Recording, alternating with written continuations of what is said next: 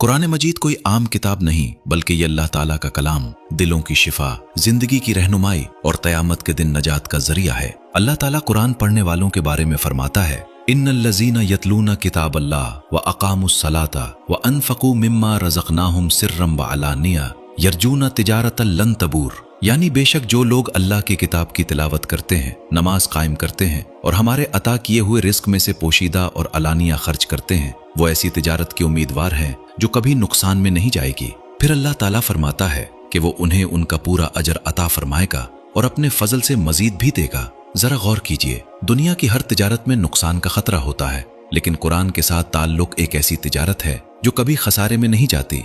कुरान पढ़ने वालों के लिए पहली खुशखबरी ये है कि हर हर्फ पर 10 नेकियां मिलती हैं। रसूलुल्लाह सल्लल्लाहु अलैहि वसल्लम ने फरमाया, जो शख्स अल्लाह की किताब का एक हर्फ पढ़े उसे उसके बदले एक नेकी मिलती है और हर नेकी 10 गुना बढ़ा दी जाती है। आप सल्लल्लाहु अलैहि वसल्लम ने वजाहत फरमाई कि अलम एक हर्फ नहीं बल्कि अलिफ एक हर्फ, लाम एक हर्फ और मीम एक हर्फ है, यानी सिर्फ अलम पढ़ने पर भी 30 नेकियों की उम्मीद है।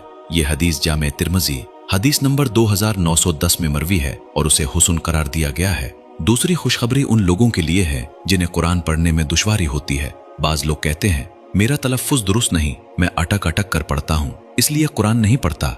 लेकिन रसूलुल्लाह सल्लल्लाहु अलैहि वसल्लम ने ऐसे लोगों को मायूस नहीं किया। आप सल्लल्लाहु अलैहि वसल्लम ने फरमाया कि कुरान में महारत रखने वाला शख्स मुअज़्ज़ज़ और नेक फरिश्तों के साथ होगा, जबकि जो शख्स कुरान पढ़ते हुए अटकता है और उसे दुश्वारी पेश आती है उसके लिए 2 अजर हैं, एक अजर कुरान पढ़ने का और दूसरा मुशक्कत बर्दाश्त करने का।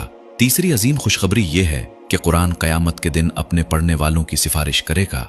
रसूलुल्लाह सल्लल्लाहु अलैहि वसल्लम ने फरमाया, कुरान पढ़ा करो क्योंकि क़यामत के दिन वो अपने पढ़ने वालों के लिए सिफारिश करने वाला बनकर आएगा। ये अजीम बशारत सही मुस्लिम हदीस नंबर 804 में मौजूद है। क़यामत के उस सख्त दिन का तसव्वुर करें जब हर इंसान अपनी निजात के लिए परेशान होगा, आमाल का हिसाब हो रहा होगा और हर शख्स मदद का मोहताज होगा। उस दिन वो कुरान जिसे आप दुनिया में पढ़ते थे, समझते थे और जिस पर अमल करने की कोशिश करते थे, अल्लाह के हुक्म से आपके हक में सिफारिश करेगा।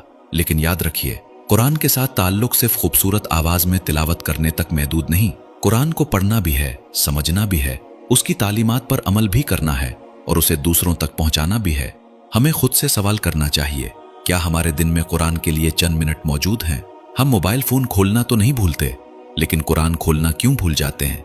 हम दुनिया के पैगामात फौरन पढ़ लेते हैं, लेकिन अपने रब का पैगाम पढ़ने के लिए वक्त क्यों नहीं निकालते? आज ही से फैसला करें कि रोजाना कम से कम 1 सफ़ा कुरान जरूर पढ़ेंगे। मिकदार कम हो लेकिन मामूल मुस्तकिल हो। अगर पढ़ना नहीं आता तो सीखना शुरू करें। अगर पढ़ सकते हैं तो तर्जुमा समझें और अगर समझते हैं तो अपनी जिंदगी को कुरान के मुताबिक बदलने की कोशिश करें।